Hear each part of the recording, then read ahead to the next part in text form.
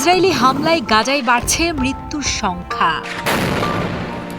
কখনো খাবারের খোঁজে গিয়ে মৃত্যু, কখনো বা নামাজে দাঁড়িয়ে মৃত্যু, আবার কখনো বা তাঁবুতে থাকা অবস্থায় বিমান হামলায় মৃত্যু। তাদের এই মৃত্যুতে জানাজায় জড়ো হওয়া স্বজনদের আর্তনাদে কেঁদে ওঠে প্রকৃতি। প্রিয়জন হারানোর এমন অসহনীয় বেদনা ছাপিয়ে যায় সব শব্দকে।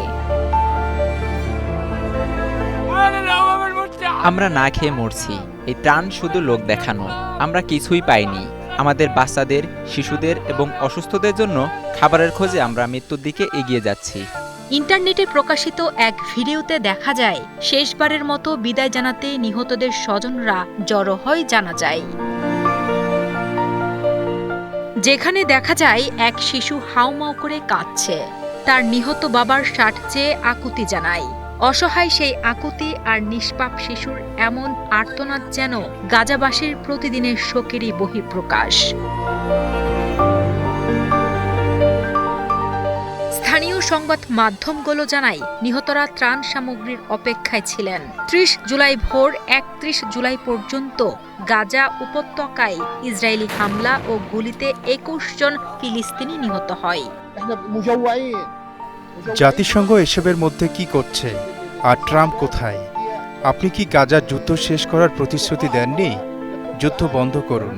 এখানে রক্ত ঝরছে আর অসংখ্য শিশুরা না খেয়ে মরছে। ইসরায়েলি সেনাবাহিনী এই হামলা নিয়ে কোনো মন্তব্য করেনি। যদিও ইসরায়েলি প্রতিরক্ষা বাহিনী IDF চলতি সপ্তাহের শুরুতে ত্রাণবাহী গাড়িবহর ও আকাশপথে ত্রাণ ফেলার জন্য কৌশলগত বিরতির ঘোষণা দিয়েছিল, কিন্তু তারা গাজায় অনাহারের বিষয়টি সবসময় অস্বীকার করে। গাজায় চলমান এই মানবিক পরিস্থিতি নিয়ে বিশ্বজুড়ে বাড়ছে তীব্র নিন্দা ও উদ্বেগ।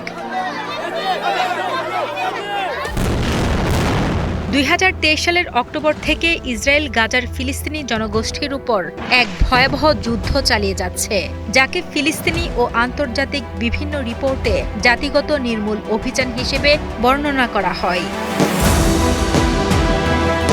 এই ভয়াবহ সংঘাতে নিহতের সংখ্যা ৬০,০০০ ছাড়িয়ে গেছে। নিখোঁজ রয়েছেন প্রায় ১৪,০০০ এবং আহত হয়েছেন ১,৪৬,০০০-এর বেশি।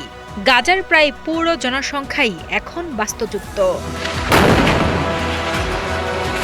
এই ধ্বংসযজ্ঞের মাত্রা এতটাই ব্যাপক যে দ্বিতীয় বিশ্বযুদ্ধের পর এমন ভয়াবহতা আর কোথাও দেখা যায়নি, যা গাজার মানুষের জীবনে অবর্ণীয় দুর্দশা ও অনিশ্চয়তা নিয়ে এসেছে।